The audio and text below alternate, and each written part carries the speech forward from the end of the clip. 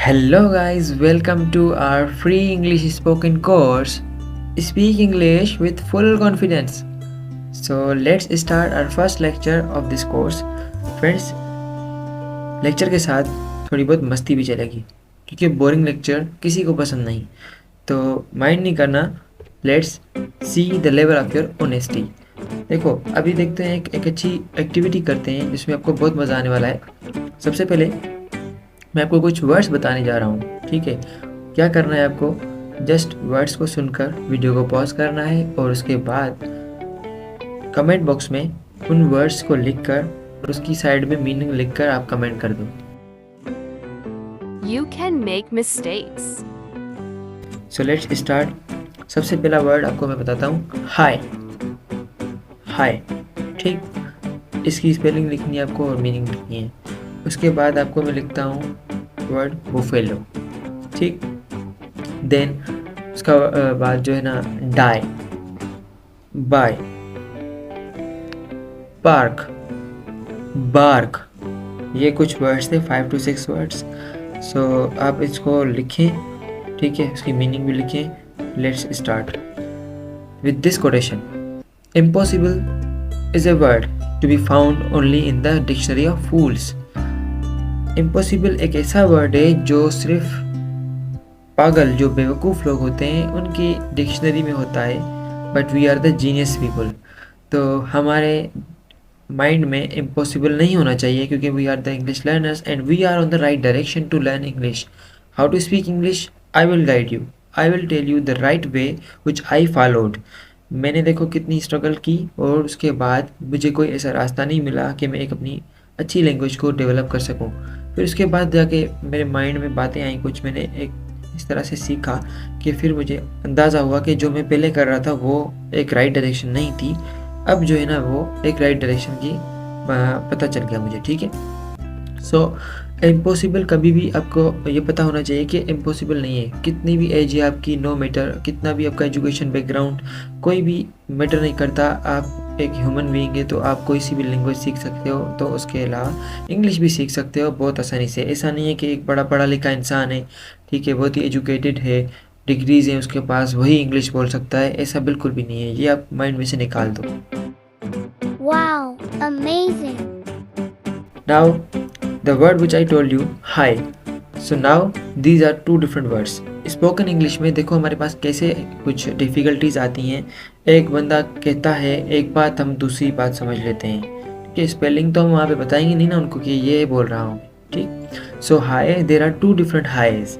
One is high means to greet someone, जब कहते हैं ना हेलो, हाय, बाय बाय, इस तरह. देन लेफ्ट साइड पे ये वाला जो हाई है, इसका मतलब है something which is high in the height. The building is too high. Okay, so this was a difference. The spelling are different and meanings are also different, but the pronunciation is same. Now another word, Park. now these two both are the parks. Spelling same, pronunciation be same, lekin meanings are different. How this park is a garden, okay, where we sit and we enjoy, we just go for the walk, something like that. But here this park means to park, like I said that please park my car, okay, I'm going to park my car.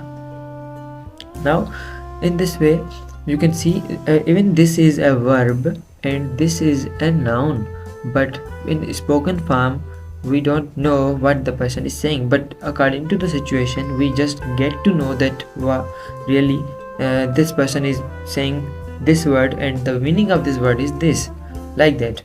Okay, so another word, bark.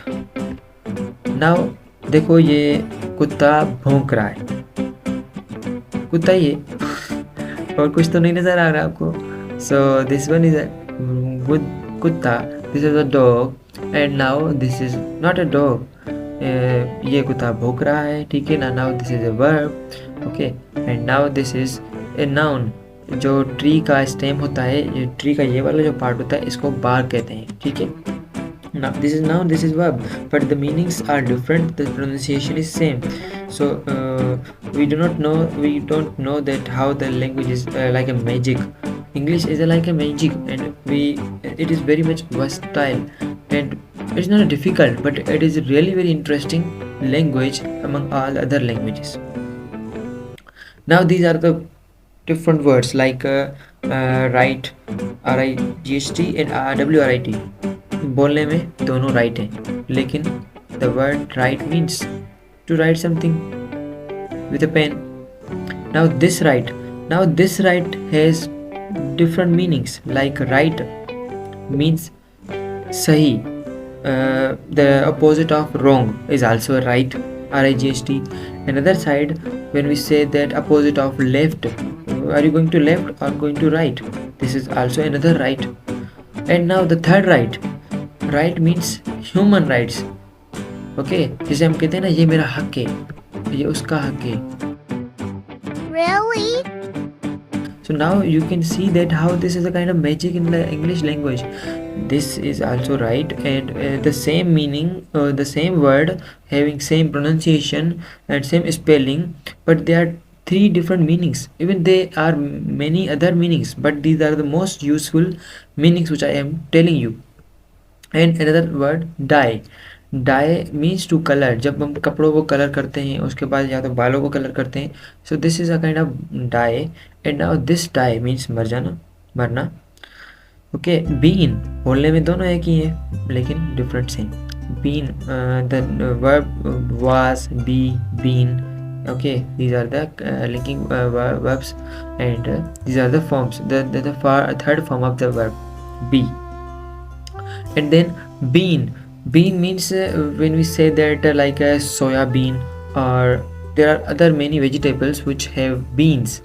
Okay, जैसे फलियाँ होती हैं ना, इस तरह से ये beans होते हैं, different beans.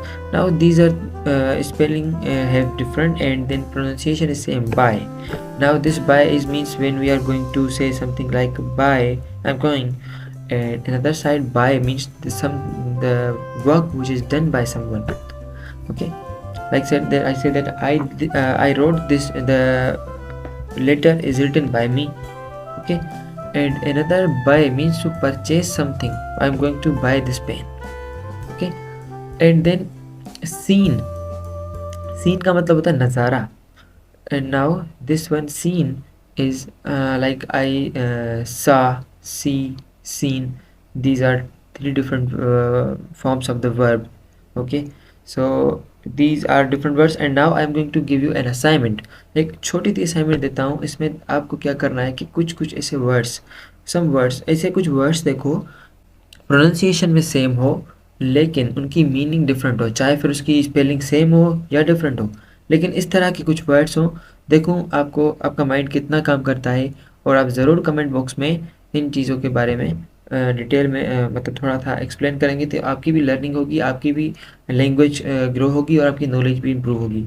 Okay, so now this is really very interesting words और द सेंटेंस.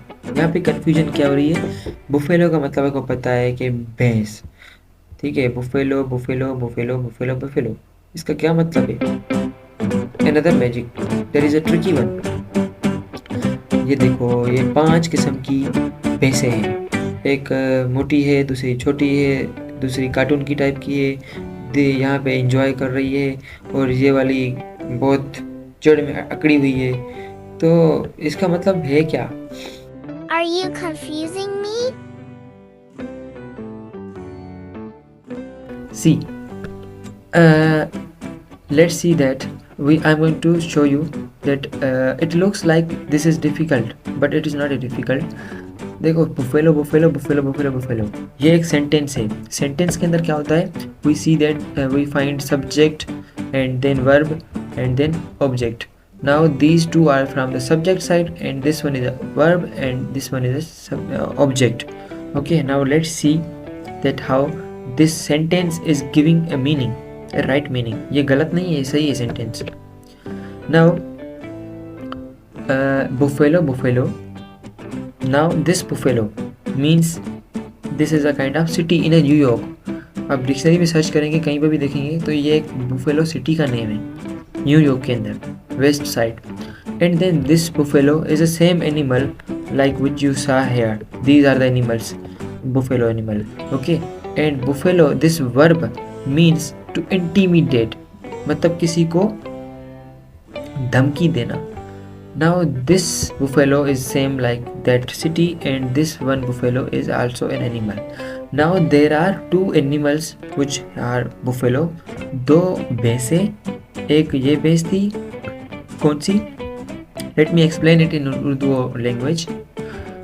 एक सिटी, बुफेलो सिटी की जो बुफेलो थी, बुफेलो सिटी की जो भैंस थी, उसने दूसरी बुफेलो जो उसी सिटी की थी उसको धमकी दी. ठीक है, एक बुफेलो थी जो दूसरी बुफेलो को धमकी दे रही थी, और दोनों वो एक ही सिटी में, बुफेलो सिटी में रहती थी. ठीक है, so it was about that. And then now another magic. I saw a dog with one eye. इसका क्या मतलब निकलता है? ये सेंटेंस, पहले हमने वर्ड्स पे बात की थी, अभी हम वर्ड्स के सेंटेंसेस के ऊपर आ रहे हैं. बुफेलो वाला, now this one, and other we also have the third one. Then we have to end up this lecture. I saw a dog with one eye. इसका मतलब देखो कि क्या निकलता है आपकी नज़र में. I saw a dog with, इसका मतलब ये है कि एक आँख को बंद करके, इसका मतलब ये नहीं है कि आपको एक आँख को निकाल कर इस बंदे की तरह, ठीक है, ये तो एक फ़नी बना हुआ है, उसको देखना है एक आँख को बंद करके. शायद ये दूसरी आँख अपनी जो है ना फ्रिज में रख के आया है, इसी वजह से जो है ना इसको एक ही आँख से नज़र आ रहा है, और ये कह रहा है कि आई सा ए डॉग विथ वन आई, मेरे पास तो एक ही आँख थी जिससे मैंने उसको देखा. Now another meaning is that I सा ए डॉग विथ वन आई, मतलब मैंने उस कुत्ते को देखा जिसकी एक आँख थी. ठीक है, वर्ड्स तो सेम ही है सेंटेंसेस के अंदर, लेकिन दोनों देखो मीनिंग कैसे दे रही हैं. और तीसरी मीनिंग भी आपको अगर मैं बताऊं, देखो for example I say that I सा ए डॉग विथ वन आई, इसका मतलब यह है कि यहाँ पर इक्वलिटी को शो कर रहा है. फॉर एग्जांपल देखो, हम डॉग्स, एनिमल्स को थोड़ा बहुत हमसे अपने आप से कम समझते हैं. ठीक है, तो इस पे ये कह रहा है कि मैं अपने जो डॉग था उसको मैंने एक आँख से देखा, एक ही नज़र से देखा, जिसे मैं उन तमाम लिविंग थिंग्स को देखता हूँ, इंसान को देखता हूँ, या दूसरी जो भी चीज़ें हैं, क्रिएचर है नेचर की जो खुदा ने बनाई हैं. ठीक है, उन सब को जिस तरह से, जिस नज़र से मैं देखता हूँ, उसी नज़र से मैंने कुत्ते को भी देखा कि वो भी एक लिविंग थिंग है और एक एनिमल है. ठीक है, तो ये एक थोड़ी डीप मीनिंग थी. ये आपको अगर समझ में आए या ना आए, लेकिन इन दोनों मीनिंग्स को तो आपको पता चल गया होगा कि ये दो मीनिंग्स रखता है. ठीक है ना, स्पोकन इंग्लिश में स्पेशली हम देखते हैं कि ऐसे कुछ वर्ड्स, हम ऐसे ऐसे सेंटेंसेस बोल देते हैं जिसकी मीनिंग्स दूसरी भी निकल रही होती हैं, लेकिन हम सिचुएशन के अकॉर्डिंग वो मीनिंग्स को कैच कर लेते हैं. ठीक है ना. So now this sentence, I never said she stole the money. If you don't have heard this sentence before, now this sentence will be very much amazing for you. एक sentence के अंदर different meanings हैं. ठीक है ना. So let's start. एक तो simple meaning ये निकल रही है, I never said she stole the money, मैंने कभी नहीं कहा कि उन्होंने पैसे चोरी किए हैं. ठीक है, एक सिंपल स्टेटमेंट वाली लैंग्वेज की मीनिंग निकल रही है. उसके अलावा देखो, let's see, I I never said she stole the money. Now यहाँ पर क्या हो रहा है कि how we are just showing that whenever I am going to stress a word and unstressing the other words, then the meaning of the sentence will be entirely different from the rest of the other meanings. Okay, now I am stressing, मैं यहाँ पर I को focus कर रहा हूँ. I never said she stole the money. I never said, मैंने कभी नहीं कहा कि उन्होंने पैसे चोरी किए हैं. मतलब इसका मतलब क्या हो सकता है कि मैंने नहीं कहा, किसी और ने कहा होगा. Somebody else has said but I never said. मैंने कभी नहीं कहा, पैसे चोरी किए होंगे उन्होंने, लेकिन मैंने नहीं कभी कहा. Okay, now let's talk about the another meaning. I never said she stole the money. मैंने कभी भी नहीं कहा कि उन्होंने पैसे चोरी किए. इसका मतलब क्या है कि यहाँ पर नेवर को शो कर रहा है, और मैंने कभी भी नहीं कहा, अपनी लाइफ में पूरी ज़िंदगी हुई है मैंने कभी भी ऐसा नहीं कहा कि उसने पैसे चोरी किए हैं. यहाँ पर इसकी मीनिंग दूसरी निकल रही है. ठीक है, I never said she stole the money, मैंने कभी भी कहा नहीं है कि उन्होंने पैसे चोरी किए हैं। इसका मतलब ये है कि पैसे उन्होंने चोरी किए भी होंगे ना, लेकिन मैंने कभी कहा नहीं है। ठीक है ना, यहाँ पर कहने की बात हो रही है, ज़्यादा बोलने की बात हो रही है। आई नेवर सेड, कहा नहीं है मैंने। हो सकता है पैसे चोरी किए हों, ठीक है, लेकिन मैंने कभी कहा नहीं है। ठीक है, सो यहाँ पर सेड पे हो गई। Now I am telling you another meaning. I never said she stole the money. इसका मतलब ये वहाँ से पैसे चोरी हुए हैं, but she has never stole the money. किसी और गर्ल ने या किसी और इंसान ने चोरी किए होंगे, but she never stole the money, मतलब उन्होंने पैसे कभी नहीं चोरी किए हैं। ठीक है ना, यहाँ पर शी के ऊपर फोकस किया जा रहा है। Let's say another meaning. I never said she stole the money.